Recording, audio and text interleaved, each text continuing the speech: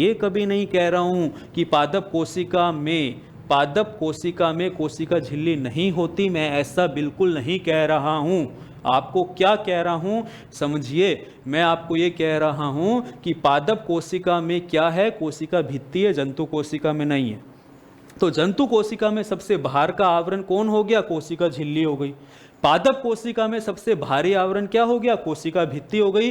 पादप कोशिका में कोशिका भित्ति के नीचे क्या मिलेगी, कोशिका झिल्ली मिलेगी। आ गई बात सारी समझ में, क्लियर है। अब हम बात करें इसके अलावा हमारे पास क्या होता है दोस्तों, जीव द्रव्य होता है। क्या होता है, जीव द्रव्य होता है। ये जो जीव द्रव्य है इसके अंदर हमें क्या मिलता है दोस्तों, एक तो कोशिका का द्रव्य मिलता है जिसे हम क्या कहते हैं, कोशिका द्रव्य कहते हैं। क्या कहते हैं, कोशिका द्रव्य कहते हैं। और हमें मिलता है इसके अंदर दोस्तों केंद्रक। क्या मिलता है दोस्तों, केंद्रक मिलता है। क्या मिलता है, केंद्रक मिलता है। अब इस कोशिका द्रव्य के अंदर दोस्तों कोशिकांग होते हैं। क्या होते हैं, कोशिका के अंग होते हैं, जिसको हम क्या कहते हैं, कोशिकांग कहते हैं। क्या कहते हैं दोस्तों, कोशिकांग कहते हैं। जिस तरह से हमारे शरीर के अंदर रुधिर है, रुधिर के अंदर डिफरेंट क्या है, अंग हैं, उन अंगों के चारों तरफ रुधिर फ्लो कर रहा है, घूमता रहता है। उसी तरह से दोस्तों कोशिका के अंदर क्या है, कोशिका द्रव्य है। कोशिका द्रव्य को किसने घेरा हुआ है, कोशिका झिल्ली को घेरा हुआ है। इस कोशिका द्रव्य के अंदर क्या है, कोशिकांग हैं। ये कोशिकांग कौन कौन से होते हैं उनकी हम बात करते हैं। ये जो मेरे पास दोस्तों कोशिकांग हैं, इनको आवरण के आधार पर, यानी कि इनके चारों तरफ कितने कपड़े हैं, आवरण झिल्लियाँ कितनी हैं, उनके आधार पर मैंने इनको 3 तरह से बांटा है। और ये अपने दिमाग में हमेशा फिट कर लेना दोस्तों। ये जो कोशिकांग हैं, सबसे पहले हम बात करें दोहरी झिल्ली युक्त कोशिकांग। किसकी बात करें, दोहरी झिल्ली युक्त कोशिकांग। किसकी बात कर रहा हूं, दोहरी झिल्ली युक्त कोशिकांग, यानी कि ऐसे कोशिकांग जिनके चारों तरफ क्या है, 2-2 आवरण है। यानी कि हमने बात की, एक हमने क्या कर लिया, बॉक्स ले लिया, उसके चारों तरफ हमने क्या किया, 2 तरह की कवरिंग कर दी। एक हमने क्या कर दिया, पॉलीथीन से कवर कर दिया, दूसरा फिर उसके ऊपर कपड़े का वापस कवर कर दिया। तो 2 कवरिंग हो गई। तो हम वही बात कर रहे हैं, इनके चारों तरफ 2 झिल्लियां होती हैं। तो जिनके चारों तरफ 2 झिल्लियां होंगी उनको हम क्या कहते हैं, दोहरी झिल्ली युक्त कोशिकांग कहते हैं। ये आप अपने दिमाग के अंदर फिट करके रखेंगे। अब हम बात करते हैं, ये जो दोहरी झिल्ली युक्त कोशिकांग है ये कौन से होते हैं। एक हमारे पास होता है माइटोकॉन्ड्रिया, और दूसरा होता है हमारे पास हरित लवक। दूसरा कौन सा होता है, हरित लवक। ये 2 ही हैं जो आपको अपने दिमाग के अंदर फिट करने हैं। एक हमारे पास क्या है, माइटोकॉन्ड्रिया, और दूसरा क्या है, हरित लवक। क्लियर है दोस्तों। अब हम बात करें इकहरी झिल्ली युक्त कोशिकांग। इकहरी झिल्ली युक्त कोशिकांग। जो इकहरी झिल्ली युक्त कोशिकांग है दोस्तों, वो कौन कौन से होते हैं, वो हमारे पास होंगे दोस्तों। हम बात करें लाइसोसोम की। किसकी बात करें, लाइसोसोम की। हम बात करें दोस्तों अंतःप्रदवी जालिका की।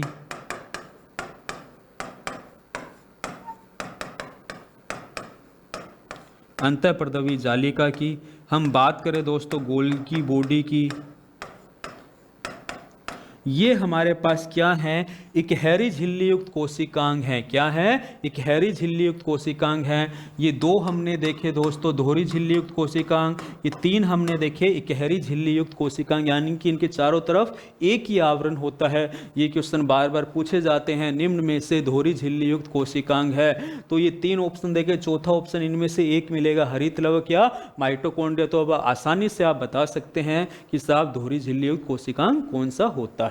नेक्स्ट हम बात करते हैं दोस्तों झिल्ली रहित कोशिकांग। यानी कि क्या कहना चाहता हूं, ये कहना चाहता हूं कि इन कोशिकांग के चारों तरफ कोई भी झिल्ली नहीं होती है।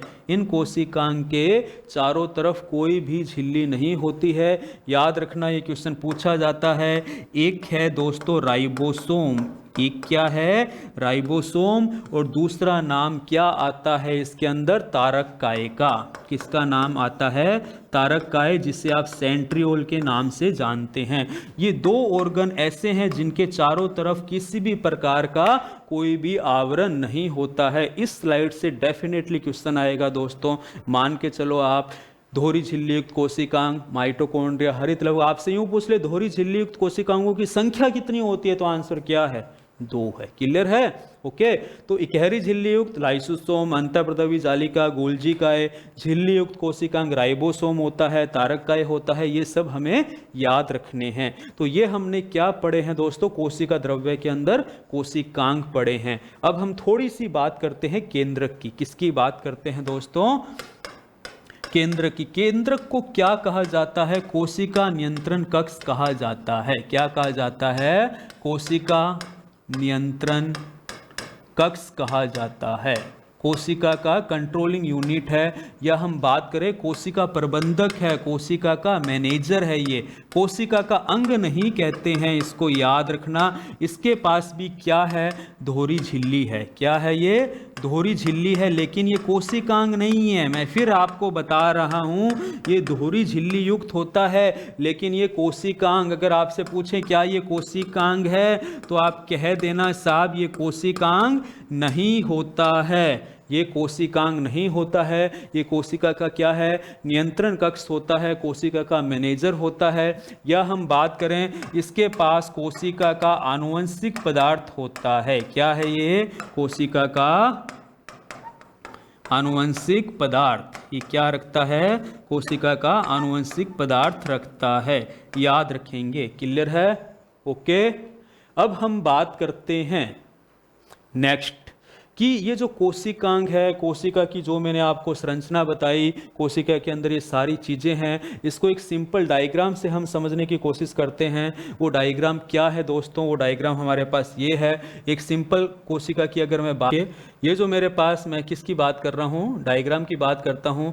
ये मेरे पास एक टिपिकल कोशिका का डायग्राम है, जिसके अंदर सारे कोशिकांग आपको दिख रहे हैं। सबसे पहले हम बात करें कि ये हमारे पास ये जो चारों तरफ कवरिंग है, ये जो कवरिंग है मेरे पास, ये क्या है। अगर हम इसकी बात करें, जंतु कोशिका का डायग्राम है, अगर इस कवरिंग की बात करें तो ये मेरे पास जो कवरिंग है, ये मेरे पास क्या है दोस्तों, कोशिका झिल्ली है। क्या है, कोशिका झिल्ली है। इसको हम क्या कहते हैं, कोशिका झिल्ली कहते हैं इस कवरिंग को।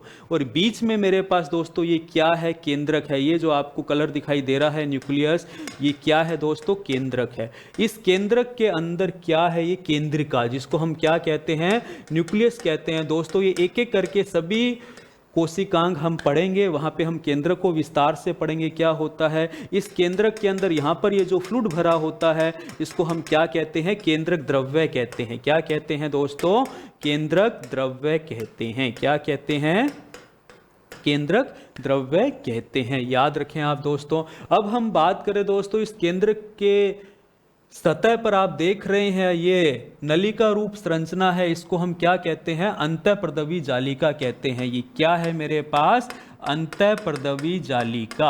अब ये जो अंतःप्रदवी जालिका होती है, इसको दो तरह से अपने ने डिवाइड कर दिया। आप देख रहे हो दोस्तों, इस अंतःप्रदवी जालिका के ऊपर ये काले रंग के क्या हैं, डॉट्स हैं। ये डॉट्स किस चीज़ के हैं दोस्तों, ये डॉट्स होते हैं दोस्तों राइबोसोम के। किसके होते हैं दोस्तों, राइबोसोम के होते हैं। अब ये किसके ऊपर हैं, अंतःप्रदवी जालिका के ऊपर है। यहाँ पर आपको ये डॉट्स दिखाई नहीं दे रहे हैं। जब यहाँ पर ये सतह है दोस्तों, यहाँ मैं हाथ फेरूं तो मेरे को चिकनी दिखाई देगी। अगर मैं यहाँ पर कोई पार्टिकल्स रख दूं तो मेरे को खुरदरी सतह दिखाई देगी। तो ये देखो दोस्तों, ये अगर डॉट आपको दिखाई देते हैं, ये डॉट किसके हैं, राइबोसोम के, तो इसका नाम हो जाता है रफ एंडोप्लाज्म रेटिकुलम।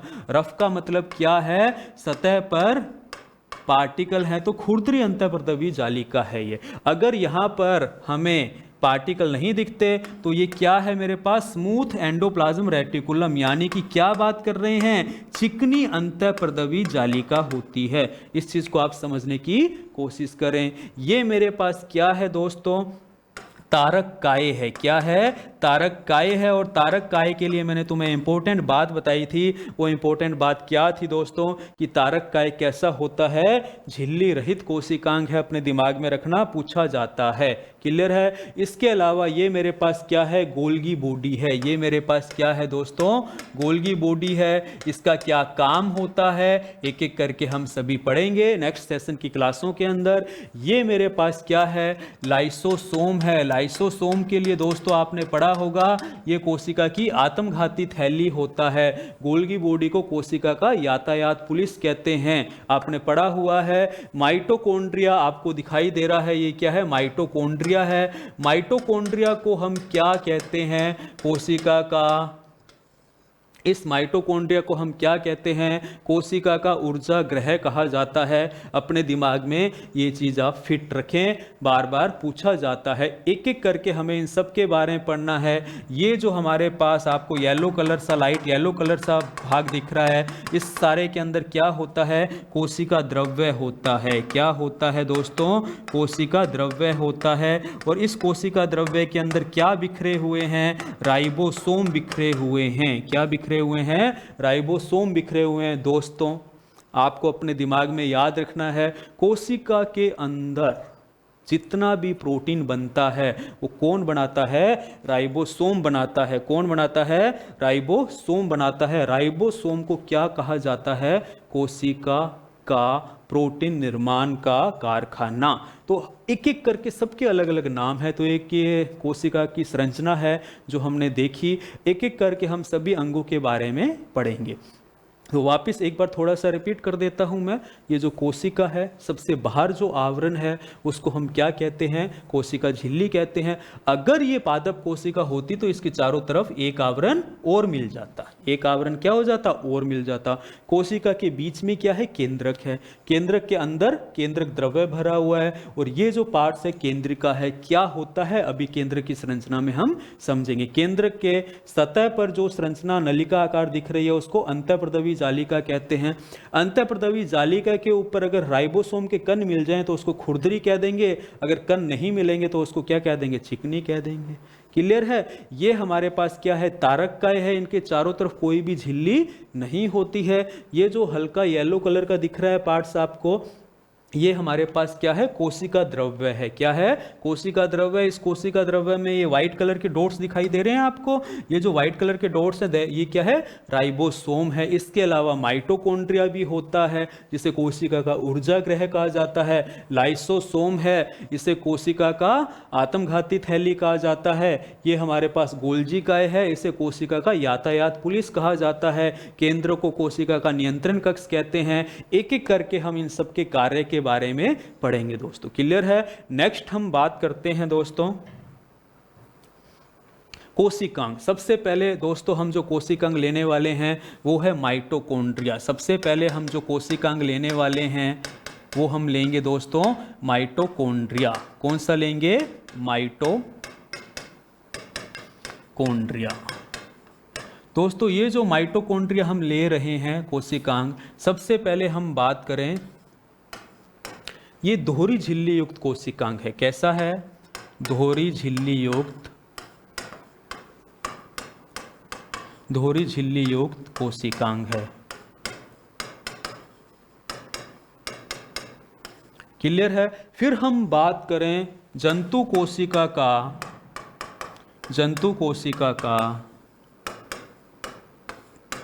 सबसे बड़ा कोशिकांग है। क्या है, सबसे बड़ा कोशिकांग है। अब ये बातें तो अपने ने कर ली। सबसे पहले हमें ये याद रखना है दोस्तों कि इसके खोजकर्ता कौन है। क्या बात कर रहा हूं, इसके खोजकर्ता कौन है, तो इसके खोजकर्ता कोलिकर हैं। कौन है दोस्तों, कोलिकर हैं। आपको ये अपने दिमाग में फिट करना है। माइटोकॉन्ड्रिया का खोजकर्ता कौन है, कोलिकर है। और हम बात करें इसका नाम किसने दिया, नामकरण इसका दिया था बेंडा ने। किसने दिया था, ये नाम हमें याद रखना है। ये माइटोकॉन्ड्रिया नाम किसने दिया था, बेंडा ने दिया था। ये क्वेश्चन बार बार आया हुआ है। क्लियर है। फिर हम बात करें, इसका एक उपनाम है। क्या है? उपनाम है। वो उपनाम क्या है आप सबको पता है। इसे कहते हैं कोशिका का ऊर्जा ग्रह, शक्ति ग्रह। कोशिका का ऊर्जा केंद्र कहते हैं, या हम इसको कहते हैं कोशिका का शक्ति ग्रह। तो दोस्तों ये हमें बात याद रखनी है, हम क्या बात कर रहे हैं इतना कम से कम हमें पता हो। माइटोकॉन्ड्रिया को लेकर खोज करता है, बेंडा ने नाम दिया था। एक चीज़ कई बार टिपिकली अगर पूछ ले, माइटोकॉन्ड्रिया दोस्तों इंग्लिश नाम है, अगर आपसे कोई हिंदी नाम पूछे तो आपको पता हो सूत्रकनिका। ऐसा मत कह देना सर ने पढ़ाया ही नहीं सूत्रकनिका, किसी किताब के अंदर लिखा हुआ मिल जाए ना सूत्रकनिका की खोज किसने की, तो घबराना नहीं है भाई। सूत्रकनिका हिंदी नाम है किसका? माइटोकॉन्ड्रिया का। ये आपको अपने दिमाग में रखना है। अब हम बात करें इस माइटोकॉन्ड्रिया की संरचना की बात करते हैं, इसकी संरचना कैसी दिखाई देती है। हमारे पास डायग्राम है माइटोकॉन्ड्रिया का, वो हम यहां देखते हैं, समझने की कोशिश करते हैं हम इसको।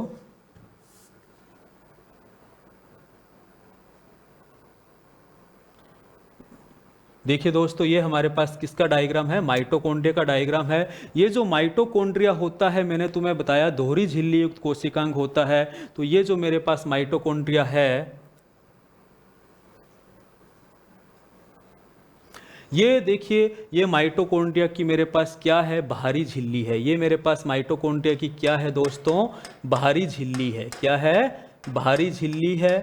ये जो बाहर की तरफ आपको दिखाई दे रही है, ये वाला जो पार्ट्स आपको दिखाई दे रहा है, बाहरी झिल्ली है। और ये जो मेरे पास पार्ट्स है, ये मेरे पास क्या है दोस्तों? आंतरिक झिल्ली है। क्या है दोस्तों? आंतरिक झिल्ली है। अब आप देखें कि ये जो बाहरी झिल्ली है और ये जो मेरे पास आंतरिक झिल्ली है, इसके बीच में ये जो स्पेस है, ये जो रेड कलर का स्पेस है दोस्तों, ये क्या होता है? ये होता है पेरीमाइटोकॉन्ड्रियल स्पेस। ये क्या है मेरे पास? इनर मेम्ब्रेन, जिसको हम क्या कहते हैं? पेरीमाइटोकॉन्ड्रियल स्पेस। इसको हम क्या कहते हैं? पेरीमाइटोकॉन्ड्रियल स्पेस।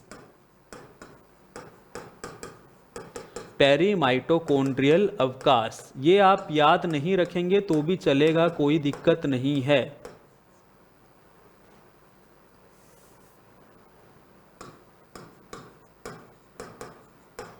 तो ये मेरे पास क्या है? पेरीमाइटोकॉन्ड्रियल अवकाश होता है। बाहरी झिल्ली और आंतरिक झिल्ली के बीच में जो अवकाश होता है उसको हम क्या कहते हैं? पेरीमाइटोकॉन्ड्रियल अवकाश कहते हैं। अब हम बात करें, ये जो आंतरिक झिल्ली है, ये जो इनर झिल्ली है, ये देखो ये क्या हो रही है? ऐसे फोल्ड हो रही है। क्या हो रही है दोस्तों? ऐसे फोल्ड हो रही है।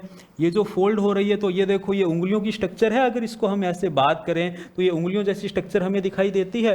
तो ये जो उंगलियों जैसी स्ट्रक्चर होती है दोस्तों, इस स्ट्रक्चर को हम क्या कहते हैं? इन स्ट्रक्चर को हम क्या कहते हैं? क्रिस्टी कहते हैं। क्या कहते हैं? क्रिस्टी। ये नाम याद रखना, मोस्ट इंपॉर्टेंट है, बार बार पूछा जाता है कि क्रिस्टी कहाँ मिलते हैं। आपको अब आंखें बंद करके कह देना है माइटोकॉन्ड्रिया में मिलते हैं। अगर कोई आपसे पूछे क्रिस्टी होता क्या है, तो आप बोल देना साहब उंगली सदृश्य संरचनाएं हैं। क्या हैं? उंगली सदृश्य संरचनाएं क्या कहलाती हैं? क्रिस्टी कहलाती हैं। ये आपको अपने दिमाग में रखना है। इन क्रिस्टी के पास में क्या होते हैं दोस्तों? ये पार्टिकल्स होते हैं। ये छोटे छोटे पार्टिकल आपको दिखाई दे रहे हैं। इन पार्टिकल को हम F0 या F1 पार्टिकल कहते हैं। और इन्हीं के पास क्या होती है? ऊर्जा उत्पन्न होती है। क्या उत्पन्न होती है? ऊर्जा उत्पन्न होती है। ये जो ऊर्जा होती है, ये ऊर्जा क्या किस रूप में बनती है? ATP के रूप में बनती है। ATP क्या होता है? अगर हम बात करें ATP क्या है? ऊर्जा है कोशिका की। इसका नाम है पूरा एडिनोसिन ट्राइफॉस्फेट। ये क्वेश्चन पूछा गया है, आपको हमेशा अपने दिमाग में रखना है। क्या बात कर रहे हैं? ATP का पूरा नाम क्या है? Adenosine triphosphate. ATP कहाँ बनती है? माइटोकॉन्ड्रिया में बनती है। ATP थोड़ा डीपली पूछ ले, कहाँ बनती है? क्रिस्टी के पास F0 कण होते हैं, वहाँ पर बनती है। अब हम बात करें इसका जो तरल पदार्थ होता है माइटोकॉन्ड्रिया का, जो भी हमारे पास ये तरल पदार्थ है इसका, इस तरल पदार्थ को हम क्या कहते हैं? आधात्री कहते हैं। क्या कहते हैं दोस्तों? आधात्री कहते हैं इस तरल पदार्थ को। और इस आधात्री के अंदर डीएनए भी होता है और क्या होता है? राइबोसोम भी होता है। और क्या होता है? राइबोसोम भी होता है। ये हमने क्या देखा दोस्तों? माइटोकॉन्ड्रिया की संरचना देखी। तो मैं तुमको यही बताना चाहता हूं माइटोकॉन्ड्रिया कैसा है? दोहरी झिल्ली युक्त कोशिकांग है। बाहरी झिल्ली और आंतरिक झिल्ली, दोनों झिल्लियों के बीच का स्थान पेरी माइटोकॉन्ड्रियल अवकाश, इसको आप छोड़ सकते हैं, मैंने तुम्हें कह दिया। अब हम बात करें इसकी जो आंतरिक झिल्ली है माइटोकॉन्ड्रिया की, उसमें उंगली सदृश संरचनाएं हैं, वो क्या है? क्रिस्टी हैं। क्रिस्टी के पास F0 कण है जो क्या करते हैं? ऊर्जा उत्पन्न करते हैं। ऊर्जा किस रूप में उत्पन्न होती है? एटीपी के रूप में उत्पन्न होती है। एटीपी का पूरा नाम एडिनोसिन ट्राइफॉस्फेट, बार बार पूछा जाता है भाई, याद रखना। क्लियर है? अब हम बात करें इसका जो लिक्विड होता है, लिक्विड पदार्थ होता है माइटोकॉन्ड्रिया का, उसको आधात्री कहते हैं। आधात्री के पास डीएनए भी है और राइबोसोम भी होता है। अब हम बात करें इसकी जो आधात्री होती है, क्या बात कर रहे हैं? इसकी जो आधात्री होती है